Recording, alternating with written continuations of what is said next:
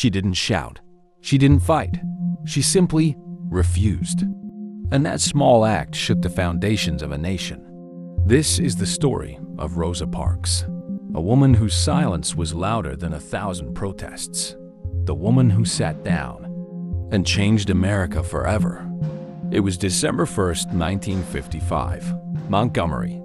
Segregation was the law. Black people were expected to sit at the back of the bus.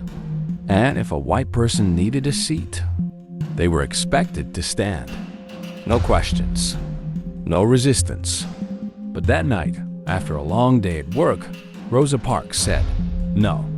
She wasn't in the white section. She wasn't breaking any rule.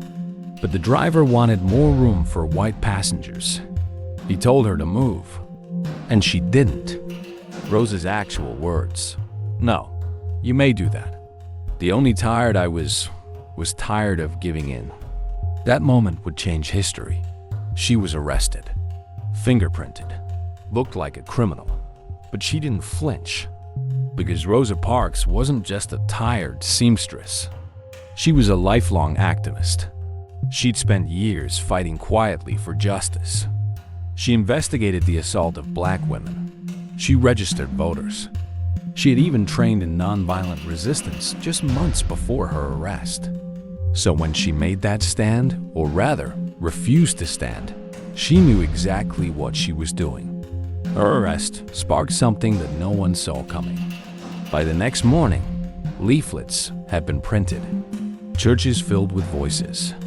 And suddenly, thousands of black Americans in Montgomery said, "We will not ride." The Montgomery Bus Boycott began.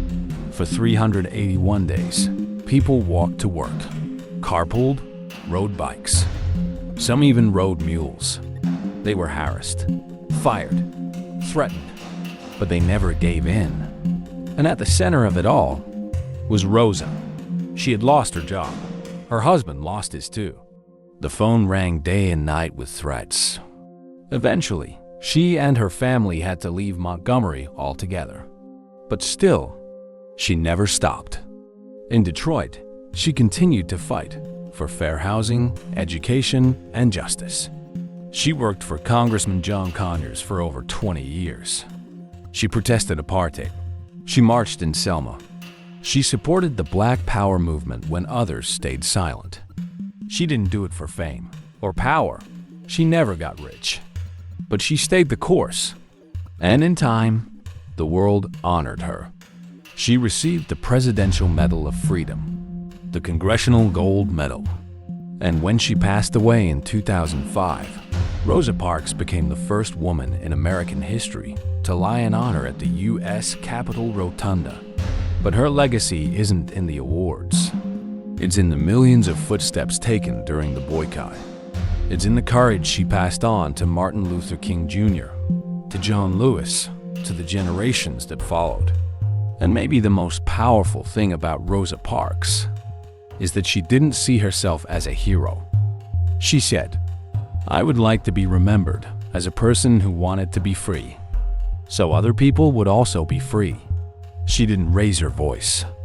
She raised a movement. She didn't have power. She had purpose. And in that quiet courage, she gave birth to something unstoppable. Today, her name is spoken in classrooms. Her photo hangs in museums.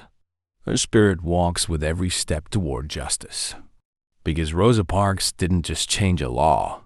She changed the way a generation saw themselves.